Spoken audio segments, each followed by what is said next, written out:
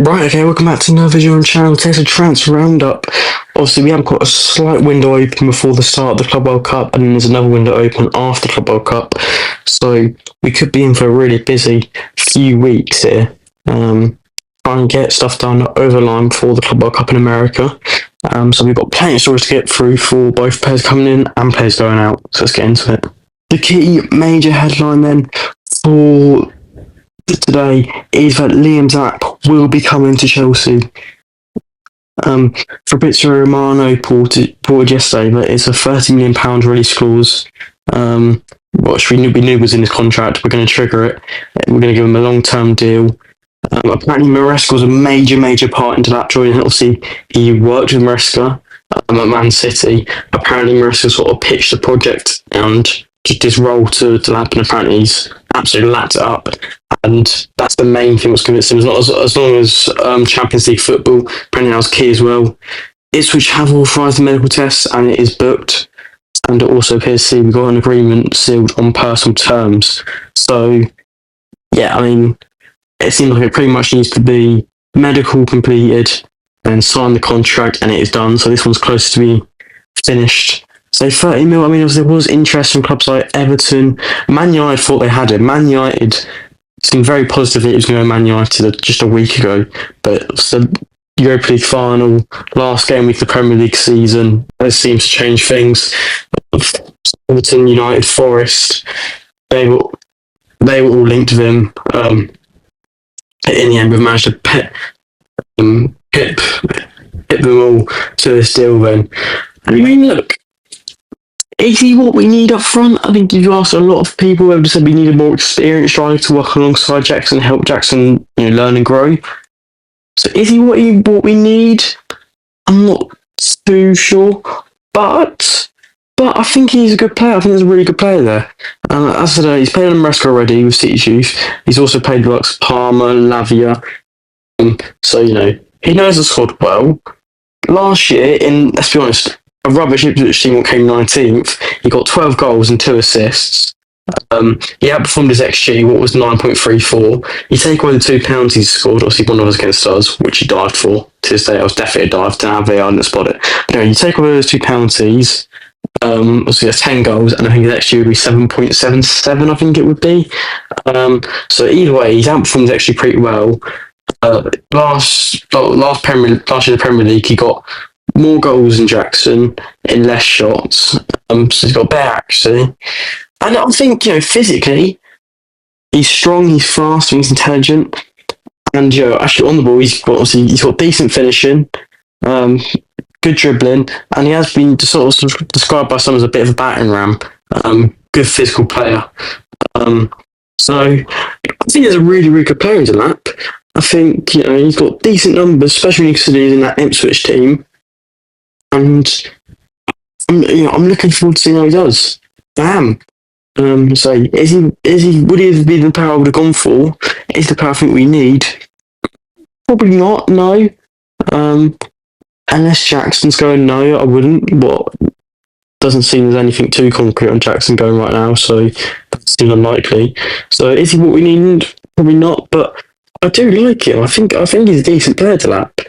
So I'm looking forward to see how this one, develops, and I'm looking forward to see how he does. Obviously, Club World Cup's a really good chance to get him settled in as you can when you're actually playing in a proper tournament, in your home country, or the club's home country.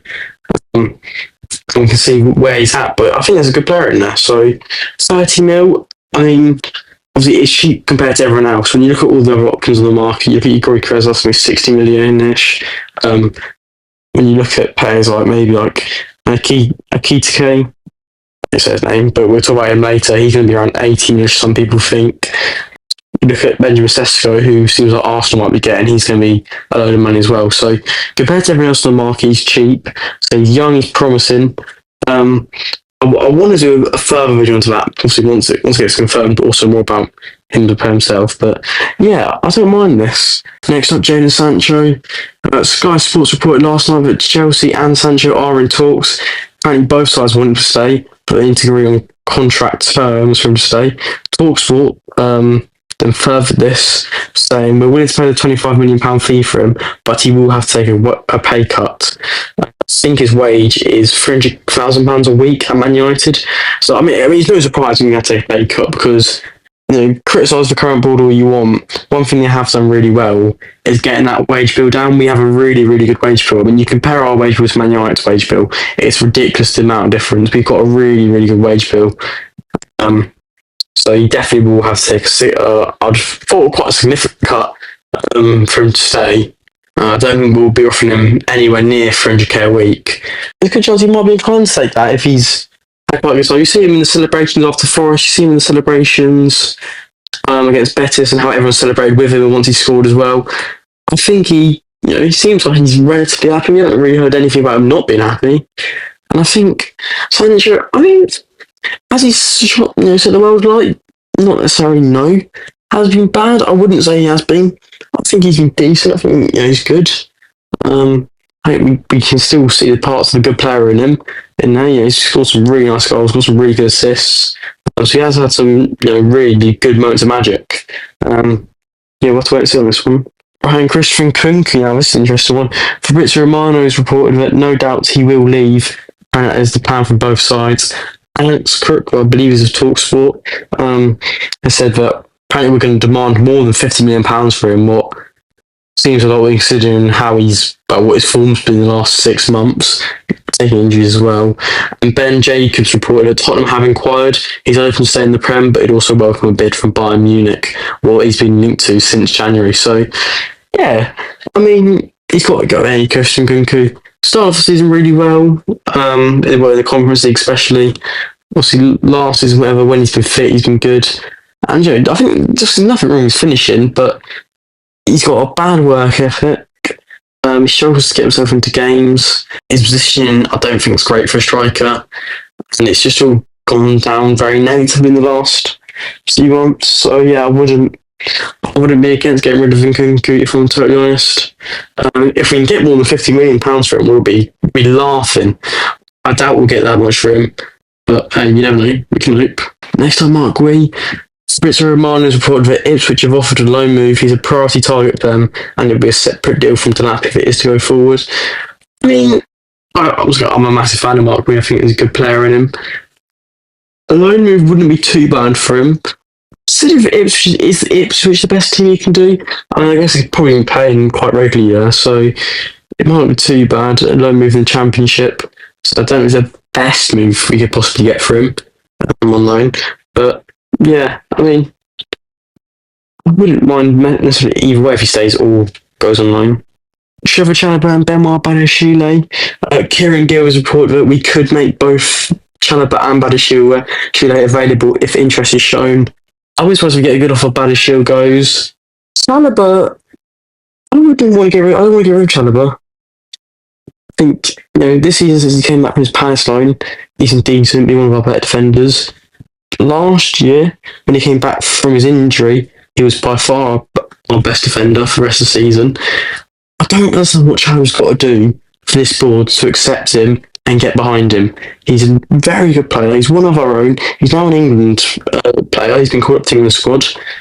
Chalobah, I don't know what it is. He just seems so underrated by our own board. Our board seems so desperate to get rid of him.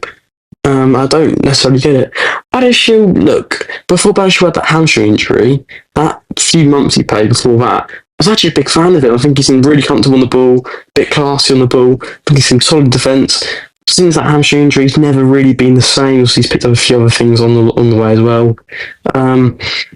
But he's still showing signs this season to be a decent player. So I think that's one we'll have to wait and see what happens, really. See what sort of offers we get and then sort of decide whether it's right to get rid of him. And last but not least, Hugo Ekitike, I believe you say it, from Frankfurt. Florian Pettenberg has reported that the DELAP move does not affect anything of this and we are still pushing. And Fabrizio, you said that nothing is advanced. Next week, apparently we'll understand more. I'm not sure when you say I need to watch more of him and understand more of him. The price seems absolutely ridiculous. The price seems outrageous. So some people are about 80 million. Very little at this stage. So I guess we'll wait and see what happens with this. That is it for today then.